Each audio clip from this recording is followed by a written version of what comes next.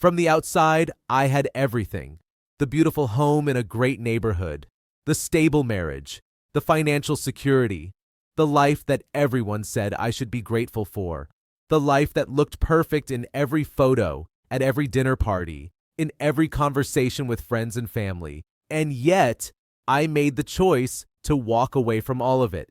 I chose divorce. And if you've clicked on this video, maybe you're standing at that same crossroads, wondering if you're crazy for even considering leaving a life that looks so good on paper. Or maybe you've already made that choice and you're looking for someone who understands. Either way, I'm glad you're here, because what I'm about to share with you is the truth that nobody talks about when they ask, but why would you leave when you had everything? Welcome. If this is your first time on this channel, this is a space where we talk about real life, real struggles, and real transformations without the filters and without the judgment. If you value authentic conversations about the difficult decisions we face and the courage it takes to choose ourselves, please subscribe and turn on notifications. We're building a community of people who understand that sometimes the hardest choices lead to the most important growth.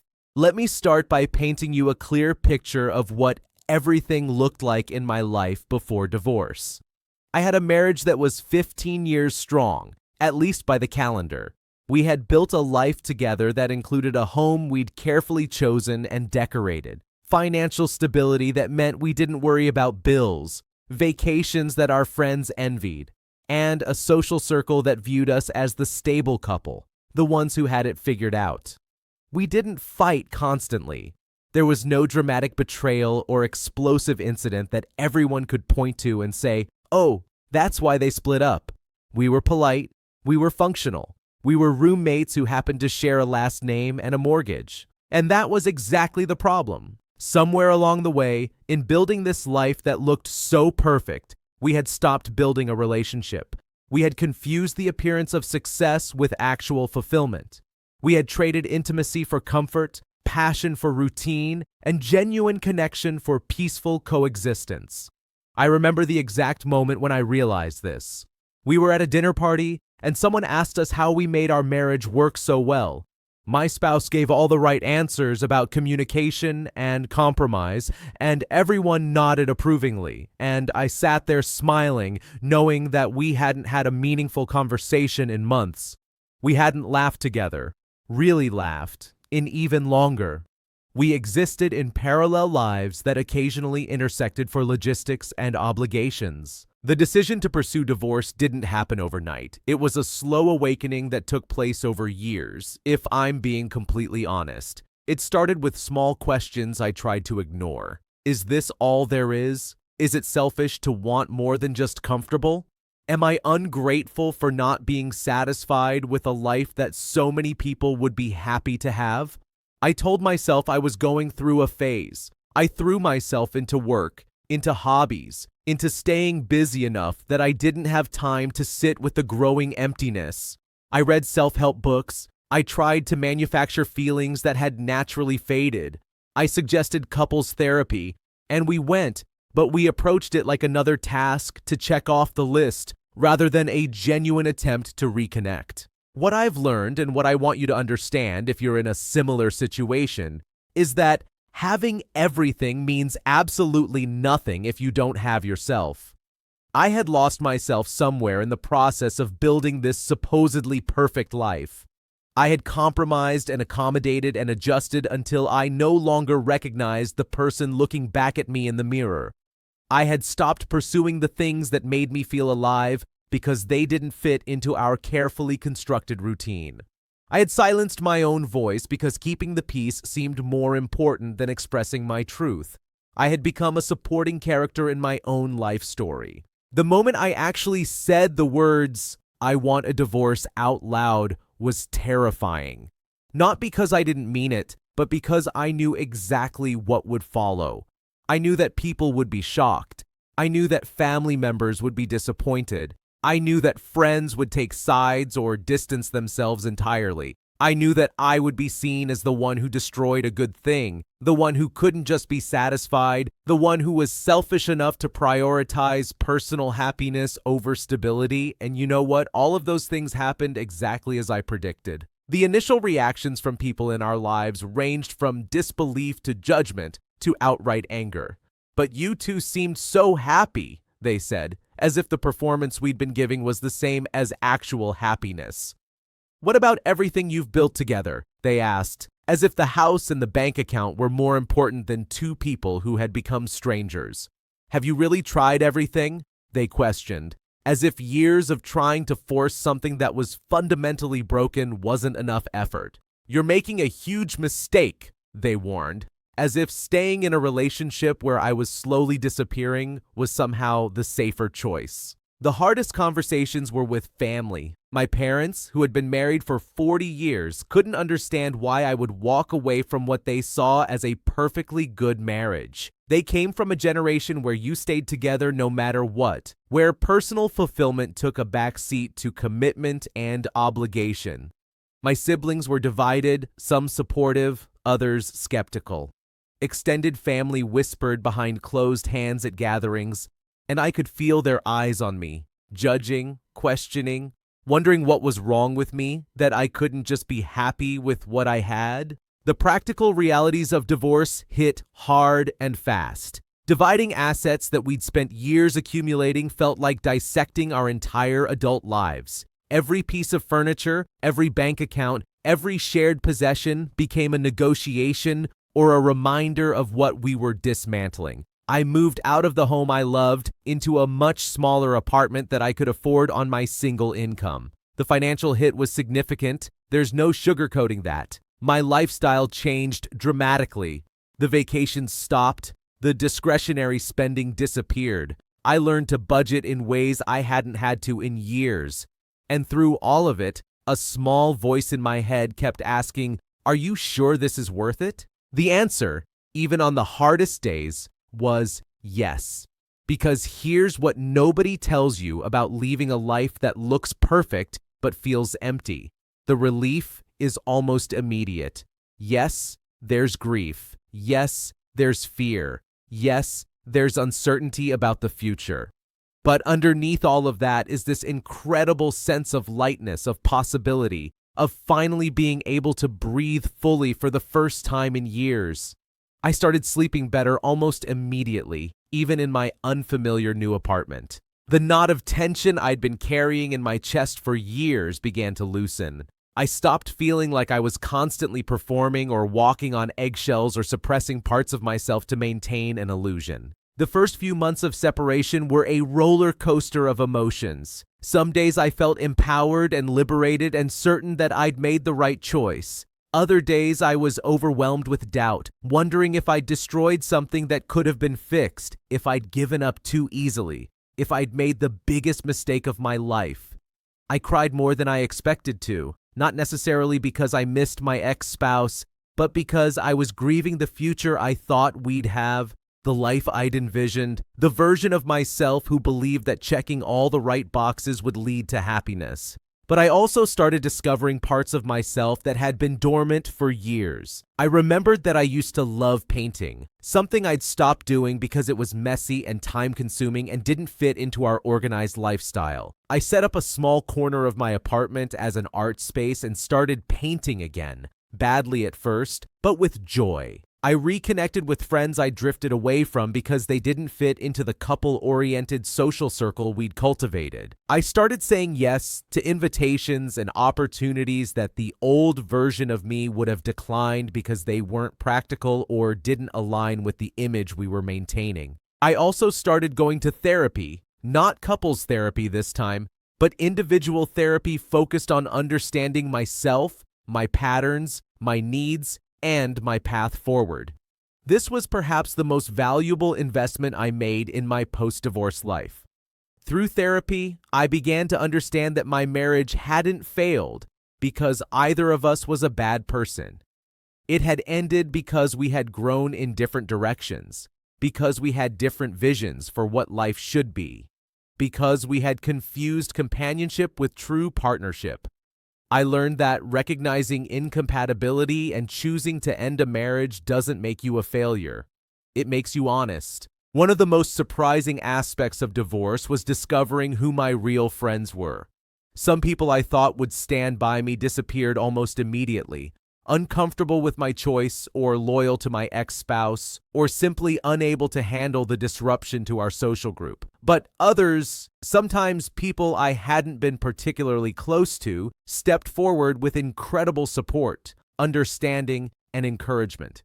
I found a community of people who had been through similar experiences, who understood the complexity of leaving a good situation in search of something more authentic. These connections became lifelines during the difficult moments. The legal process of divorce was exhausting and often degrading.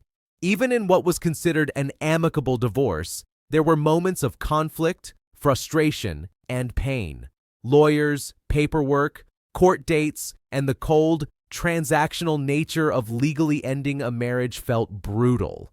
There were arguments over things that seemed ridiculous in hindsight, but in the moment felt crucial because they represented so much more than their practical value. We had to learn to communicate about logistics without letting old hurts and resentments poison every interaction. Some days we managed this better than others. Dating again after divorce, when I eventually felt ready, was both terrifying and fascinating. I was essentially starting over in my 40s, navigating apps and social expectations, and my own baggage from the failed marriage. But I was also doing it as a much more self-aware person than I'd been when I got married. I knew what I needed, what I wouldn't compromise on, and what truly mattered versus what I'd previously thought mattered. I made mistakes, had some disappointing experiences, and also had some wonderful connections that reminded me what genuine chemistry and compatibility feel like. Here's what I want you to understand if you're considering divorce from what looks like a good situation. You don't need anyone else's permission to want more from your life. You don't need a dramatic reason or a clear villain to justify ending a relationship that isn't serving you. Sometimes marriages end not because of catastrophic failure, but because of quiet, growing incompatibility. Sometimes two good people create a situation that isn't good for either of them. And recognizing that and having the courage to change it doesn't make you selfish or ungrateful or foolish. At the same time, I want to be clear that divorce isn't a magic solution that instantly makes everything better. It's hard, it's expensive, it's emotionally draining. It disrupts every aspect of your life. There were absolutely moments when I questioned my decision, when I felt overwhelmed by the challenges, when I wondered if I'd romanticized what life after divorce would be like. The grass isn't automatically greener on the other side. But what is different is that you're making an active choice about your life rather than passively accepting a situation that makes you miserable. If you're in a similar situation, sitting in a marriage that looks good but feels empty, I encourage you to do some serious self-reflection before making any decisions. Ask yourself honest questions. Have you truly communicated your feelings and needs to your partner? Have you given therapy a genuine effort with a therapist who challenges both of you? Are there changes that could be made within the marriage that would address the core issues? Is what you're feeling temporary dissatisfaction that comes and goes in every long-term relationship, or is it a fundamental incompatibility that's been growing for years? Are you prepared for the practical and emotional realities of divorce? But also ask yourself these questions. If you stay, are you staying because you genuinely want to rebuild and reconnect, or because you're afraid of change? If you stay, can you do so without resentment and bitterness? If you stay, are you prepared to fully invest in changing the dynamic rather than just enduring it? And perhaps most importantly, when you imagine yourself in 5 years, 10 years, does staying in this relationship lead to a future you genuinely want? Or are you just avoiding a difficult present? For me, the answers to these questions made my path clear, but your answers might be different. Some people do successfully revitalize marriages that have grown stale. Some people find ways to reconnect and create something new within their existing partnership. I'm not here to tell you that divorce is always the answer. What I am saying is that divorce can be the answer even when everything looks fine from the outside, if the inside truth is that you're losing yourself. Today, 3 years post-divorce, my life looks nothing like that perfect life I used to have. My apartment is smaller, my budget is tighter, my social circle has changed, but I am fundamentally, genuinely happier. I laugh more. I sleep better. I pursue my interests without apologizing. I have relationships, both friendships and romantic, that are based on authentic connection rather than comfortable routine. I've learned to be comfortable with uncertainty and to trust myself to handle whatever comes.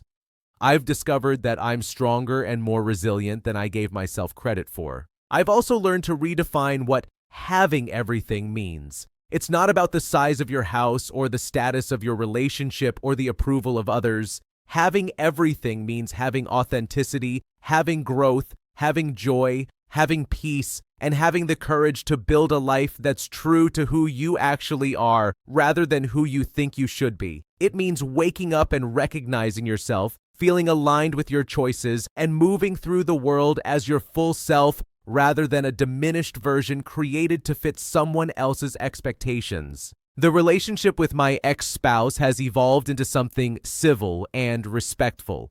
We're not friends, but we're not enemies. We both recognize that ending the marriage was the right choice for both of us, even though it took one of us having the courage to say it first. I hope they've found or are finding the same authenticity and fulfillment that I've found. Divorce doesn't have to mean destroying someone else. Sometimes it means releasing both people to find what they actually need.